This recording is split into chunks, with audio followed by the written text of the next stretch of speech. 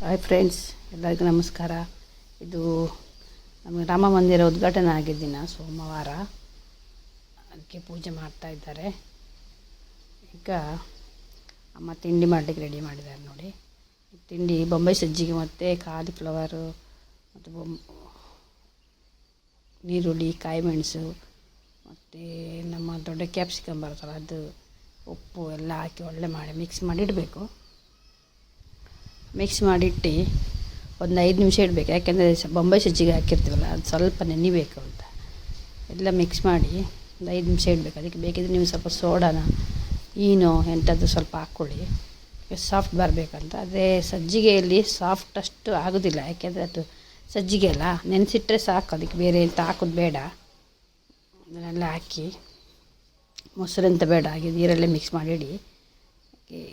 ಒಳ್ಳೆ ಟೇಸ್ಟ್ ಬರ್ತದೆ ಅಂತಲೇ ಹೇಳ್ಬೋದು. ಇದ್ರ ರುಚಿಗೆ ತಕ್ಕಷ್ಟು ಉಪ್ಪು ಹಾಕಿ ಮಿಕ್ಸ್ ಮಾಡಿ ಇಡ್ತಾರೆ. ಅದೇ ಸ್ವಲ್ಪ ಸ್ವಲ್ಪ ನೀರು ಹಾಕ್ಕೊಂಡು ಮಿಕ್ಸ್ ಮಾಡ್ಕೊಳ್ಳಿ. ತುಂಬ ತೆಳು ಸಹ ಬೇಡ, ಗಟ್ಟಿ ಸಹ ಬೇಡ. ನಮ್ಮ ಚಪಾತಿ ಹಿಟ್ಟಿನ ಅದಕ್ಕಿಂತ ಒಂದು ಸ್ವಲ್ಪ ತೆಳು ಇದ್ದರೆ ಸಾಕು. ಕ್ಲೀನ್ ಮಾಡಿ ಮಿಕ್ಸ್ ಮಾಡಿ ಇಟ್ಟರಾಯ್ತು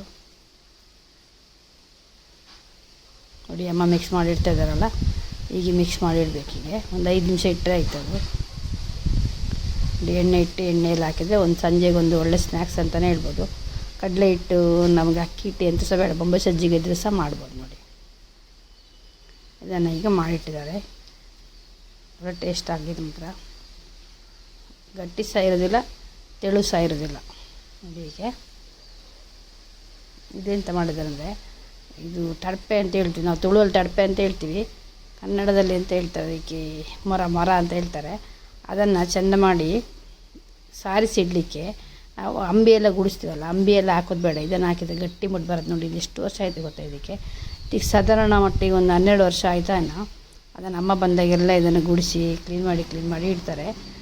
ಮೆಂತ್ಯ ಮತ್ತು ಪೇಪರು ನೆನೆಸಿಡ್ಬೇಕು. ಸ್ವಲ್ಪ ನೆನೆಸಿಟ್ಟ ನಂತರ ಅದನ್ನು ಸಣ್ಣ ಗ್ರೈಂಡ್ ಮಾಡ್ಕೊಬೇಕು. ಸಣ್ಣ ಗ್ರೈಂಡ್ ಅಂದರೆ ಮಿಕ್ಸಿಯಲ್ಲಿ ಹಾಕಿ ಸಣ್ಣ ಗ್ರೈಂಡ್ ಮಾಡಬೇಕು. ಇದಕ್ಕೆ ನೀವು ಸ್ವಲ್ಪ ಕಲರ್ ಬೇಕಿದ್ದರೆ ಸ್ವಲ್ಪ ಅರಿಶಿಣ, ಒಂದು 2 ಸ್ಪೂನ್ ಅರಿಶಿಣ ಪುಡಿ ಹಾಕಿದರೆ ಕಲರ್ ಒಳ್ಳೆ ಕಲರ್ ಬರ್ತಿಲ್ಲ. ಹಸಿ ಅರಿಶಿಣ ಬರ್ತದೆ ನೋಡಿ, ಕೋಡು, ಹಸಿ ಅರಿಶಿಣದ ಕೋಡು ಹಾಕಿ ಇದು ಮಾಡಬೇಕು, ಕಡಿಬೇಕು, ಒಳ್ಳೆ ಕಲರ್ ಬರ್ತದೆ. ಇದನ್ನು ಏನು ಮಾಡಬೇಕಂದ್ರೆ ಸ್ವಲ್ಪ ನೆನೆಸಿಟ್ಟು ಇದನ್ನೇ ಹಾಕಿಡಬೇಕು. ಒಂದು 10 ನಿಮಿಷ ಒಂದು ಸಲ ಚೆಂದ ಮಾಡಿ ಹಚ್ಚಿಡಬೇಕು.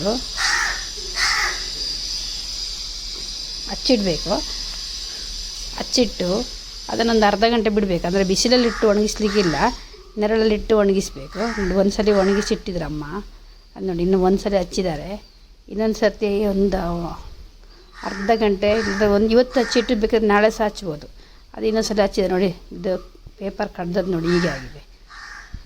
ಒಳ್ಳೆ ಹೇಗೆಂದರೆ ಸಾಫ್ಟಾಗಿ ಕಡಿಬೇಕು. ಸ್ವಲ್ಪ ಸ್ವಲ್ಪ ನೀರು ಹಾಕಿ, ಸ್ವಲ್ಪ ನಾವು ಕೈಯಲ್ಲಿ ತೆಗಿವಾಗ, ನಾವು ಸಗಣಿ ಸಾರಿಸುವಾಗ ಹೇಗೆ ಸಿಗ್ತದೆ ನೋಡಿ, ಹಾಗೆ ತೆಗಿಬೇಕದು. ಹಾಗೆ ತೆಗೆದು ಹಚ್ಚಬೇಕು. ಒಂದು ಸಲ ಒಣಗಿದ ನಂತರ ಮತ್ತೊಂದು ಸಲ ಹಚ್ಚಬೇಕು. ಆಗ ಗಟ್ಟಿ ಆಗ್ತದೆ ಅದು. ನಾವು ಈಗ ಸಗಣಿ ಎಲ್ಲ ಸಾರಿಸಿದರೆ ಇಟ್ಟಿದ್ರೆ ಹೇಗಾಗ್ತದೆ, ಅದಕ್ಕಿಂತ ಗಟ್ಟಿ ಬರ್ತದೆ. ಇದು ಸಾಧಾರಣ ಮಟ್ಟಿಗೆ ನನಗೊಂದು 10 ವರ್ಷ 12 ವರ್ಷ ಆಯಿತು ನಾನು ಹಾಗೆ ಹೇಳಿದಾಗೆ. ನೋಡಿ, ಇದನ್ನು ಸಾರಿಸಿಡ್ತಾ ಇದ್ದಾರೆ ನೋಡಿ. ಸಾರಿಸಿಟ್ಟು ಒಣಗಿಸಿದ್ರೆ ಆಯಿತು, ನೆರಳಲ್ಲಿ ಒಣಗಿಸಿಟ್ರೆ ಆಯಿತು ನೋಡಿ. ಎಷ್ಟು ಗಟ್ಟಿಯಾಗಿದೆ ಅಂದರೆ ನೋಡಿ, ಹೇಗೆ ಗಟ್ಟಿಯಾಗಿದೆ ಅಂದರೆ ಹೀಗೆ ಕ್ಲೀನಾಗಿ ಒಣಗಿ ಇಟ್ಟರೆ ಅದು ತುಂಬ ಸಮಯ ಬರ್ತದೆ. ನಮ್ಮ ಮನೆಯಲ್ಲಿ ಅಮ್ಮ ಬಂದಾಗೆಲ್ಲ ಇದನ್ನು ಮಾಡ್ತಾರೆ, ಹಾಗೆ ಮಾಡಿಡ್ತಾ ಇದ್ದಾರೆ. ಇದೆಲ್ಲ ಕ್ಲೀನ್ ಮಾಡ್ತಾಯಿದ್ದಾರೆ. ಚಿಕ್ಕ ಪುಟ್ಟ ವೀಡಿಯೋ ಮಾಡಿ ಹಾಕ್ತಾಯಿದ್ದೀನಿ. ಪ್ಲೀಸ್ ಹೆಲ್ಪ್ ಮಾಡಿ, ಸಹಾಯ ಮಾಡಿ ಅಂದರೆ ನೋಡಿ, ಸಪೋರ್ಟ್ ಮಾಡಿ ಅಂತ ನೋಡಿ. ಇದೆಷ್ಟು ಕ್ಲೀನಾಗಿದೆ. ಮರುದಿನ ಇದು ಒಣಗಿಸಿಟ್ಟು ಒಣಗಿದೆ ನೋಡಿ. ಇದೆಷ್ಟು ಕ್ಲೀನ್ ಗಟ್ಟಿಯಾಗಿದೆ ನೋಡಿ. ಗಟ್ಟಿ ಅಮ್ಮ ಬಡ್ದು ತೋರಿಸಿದ್ದಾರೆ ನೋಡಿ. ಗಟ್ಟಿ ಬಡ್ದು ತೋರಿಸ್ತಿದ್ದಾರೆ ನೋಡಿ, ಎಷ್ಟು ಕ್ಲೀನ್ ಆಗಿದೆ ಅಂದರೆ. ಅದಕ್ಕೆ ಹಳದಿ ಪುಡಿ ಹಾಕಿದರೆ ಇನ್ನೂ ಸಹ ಒಳ್ಳೆ ಕಲರ್ ಬರ್ತದೆ ಅಂತಲೇ ಹೇಳ್ಬೋದು. ನಮ್ಮ ಬ್ರೌನಿನ ತೋರಿಸಿ ಅಂತ ಒಬ್ಬರು ಕಮೆಂಟ್ ಮಾಡಿದರು, ಬ್ರೌನಿನ ತೋರಿಸಿ ಅಂತ. ಅದಕ್ಕೆ ಸ್ವಲ್ಪ ಬ್ರೌನಿಯನ್ನು ತೋರಿಸ್ತಿದ್ದೇನೆ.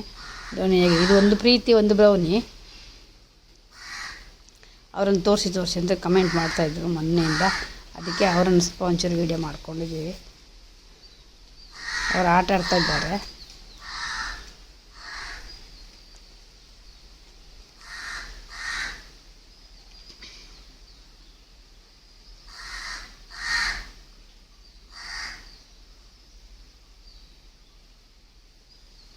ಪ್ರೀತಿ ಮರಿ ಇಡ್ತದೆ ಅಂತ ನಾವು ಅದನ್ನು ಹಿಡ್ಕೊಂಬಂದದ್ದು. ಅದು ಮರಿ ಇಡಲಿಕ್ಕೆ ಇದು ಮಾಡೋದಿಲ್ಲ, ಹಾಗಾಗಿ ಇರಲಿ ಮರಿ ಸಾಕುವ ಅಂತಾಯಿತು. ಇದು ಸಂಜೆ ಆಗುವಾಗ ತುಳಸಿ ದೀಪ ಹಾಕಿದ್ದಾರೆ, ದೀಪ ಹಾಕಿ ಬಾಗಿಲಿಗೆ ಸಹ ದೀಪ ಇಟ್ಟಿದ್ದಾರೆ. ದೀಪ ಇಟ್ಟು ಕತ್ತಲೆ ಆಯಿತು, ಕತ್ತಲಾಗಿ ದೀಪ ಇಟ್ಟಿದ್ವಿ.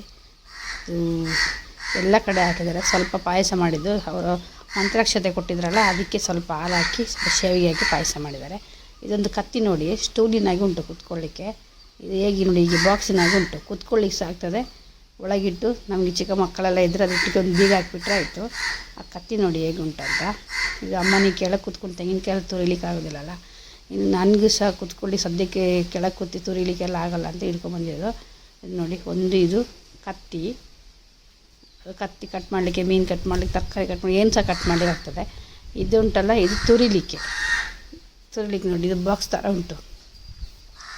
ಅದು ಒಳಗೆ ಚಿಕ್ಕ ಮಕ್ಕಳೇನಾದರೂ ಇದ್ದರೆ ಇದು ಒಳಗೆ ಹಾಕಿ ಬಾಗಿಲು ಹಾಕಿದರೆ ಆಯಿತು ನೋಡಿ. ಇದು ಹೀಗೆ ಉಂಟು, ಗಟ್ಟಿ ಮುಟ್ಟುಂಟು ಮಾತ್ರ ನೋಡಿ. ಇದು ತೆಂಗಿನಕಾಯಿ ತುರಿಲಿಕ್ಕೆ, ಕೆಳಗೆ ಇಟ್ಕೊಳ್ಳಿಕ್ಕೆ, ಪ್ಲೇಟ್ ಇಟ್ಕೊಳ್ಳಿಕ್ಕೆ, ನೆಲದಲ್ಲಿ ಇಟ್ಕೊಳ್ಬೇಕು ಅಂತಿಲ್ಲ ನೋಡಿ. ಹೀಗೆ ಮಾಡಿದರೆ ಆಯಿತು. ಎಷ್ಟು ಒಳ್ಳೆದುಂಟು ನೋಡಿ. ನಿಮಗೆ ಬೇಕಿದ್ರೆ ಕಮೆಂಟ್ ಮಾಡಿ ಎಲ್ಲಿ ಸಿಗ್ತದೆ ಅಂತ, ನಾನು ಅಡ್ರೆಸ್ ಹಾಕ್ತೀನಿ. ವಯಸ್ಸಾದವರಿಗೆಲ್ಲ, ಕಾಲು ನೋವಿನವರಿಗೆಲ್ಲ ಒಳ್ಳೆಯದಾಗ್ತದೆ ಅಂತಲೇ ಹೇಳ್ಬೋದು. ಅದು ಹೊಡಿದ್ರೆ ಆಯಿತು.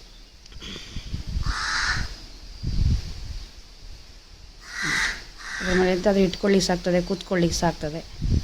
ಚಿಕ್ಕ ಮಕ್ಕಳ ಮರಿರುವಾಗ ಸೇಫ್ಟಿ ಅಂತಲೇ ಹೇಳ್ಬೋದು ನೋಡಿ. ಅಮ್ಮ ಕೂತ್ಕೊಂಡು ತೋರಿಸಿದ್ದಾರೆ. ಹಾಗೆ ಹೀಗೆ ವಿಡಿಯೋ ನೋಡಿ ಸಪೋರ್ಟ್ ಮಾಡಿ. ಥ್ಯಾಂಕ್ ಯು ಫಾರ್ ವಾಚಿಂಗ್ ಎಲ್ಲರಿಗೂ ಸಹ.